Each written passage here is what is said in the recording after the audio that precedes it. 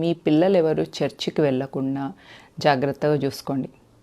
25th December Tulsi Pujan Divas అని ఒక పవిత్రమైన రోజు హిందువులకి. ఆ రోజు మీ పిల్లల చేత తులసి మొక్కను నాటించండి. ఆ మొక్కను కాపాడుకునే బాధ్యత వాళ్ళదే అని వాళ్ళకి నేర్పించండి. మీ పిల్లలు ఒకసారి చర్చికి వెళ్ళడం అలవాటైందంటే ప్లెయిన్ స్లేట్ మీద వాళ్ళ లైఫ్ ఉన్నప్పుడు వాళ్ళ బ్రెయిన్స్లో ఏవి ఎక్కిస్తే అట్లే జరుగుతాయి. నేను మొన్న ఒక ఫ్యామిలీని కలవడానికి వెళ్ళిన.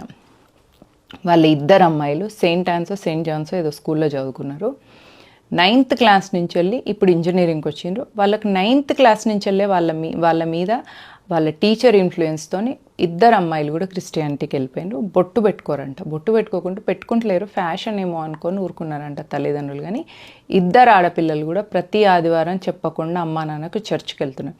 వాళ్ళ తల్లిదండ్రులు ఏడ్చి మొత్తుకొని నన్ను పిలిచి కౌన్సిలింగ్ ఇవ్వమని చెప్తే, నేను ఒకసారి వాళ్ళ పిల్లలు లేనప్పుడు వాళ్ళ బెడ్రూమ్లోకి వెళ్ళి వాళ్ళ బుక్స్ అన్ని తీసి చూసిన అనమాట. వాళ్ళ బుక్కుల మీద ప్రైజ్ ద లార్డ్ అని చెప్పేసి 9th క్లాస్ టెక్స్ట్ బుక్స్ మీద ఉన్నది. అంటే 9th క్లాస్ నుంచి వాళ్ళ మీద క్రిస్టియానిటీ ప్రభావం ఉంటే ఇంజనీరింగ్కి వచ్చిన తర్వాత తల్లిదండ్రులకు తెలిసింది. కాబట్టి నేను చెప్పేది ఏంటిదంటే, మీ పిల్లలు ఏం చేస్తున్నారు, వాళ్ళకు ఒక కొత్త బుక్ కొనిచ్చి వాళ్ళు దాని మీద ఏం రాస్తున్నారు, శ్రీ మహాగణాధిపతే నమః అని రాసుకున్నా, జై శ్రీరామ్ అని రాసుకున్నా వాళ్ళు మన ట్రాక్లో ఉన్నట్టు.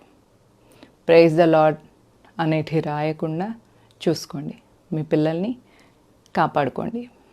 ఎందుకంటే వాళ్ళు ఒకసారి మతం మారినంటే మీకు తల కొరివి కూడా పెట్టరు.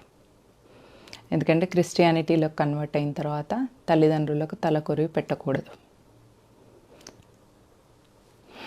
So be a Hindu.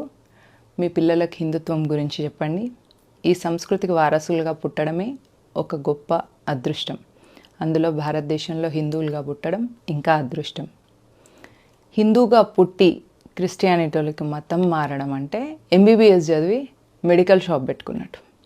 So మీ లైఫ్లో అప్గ్రేడ్ అవ్వాలి కానీ డిగ్రేడ్ అవ్వద్దు.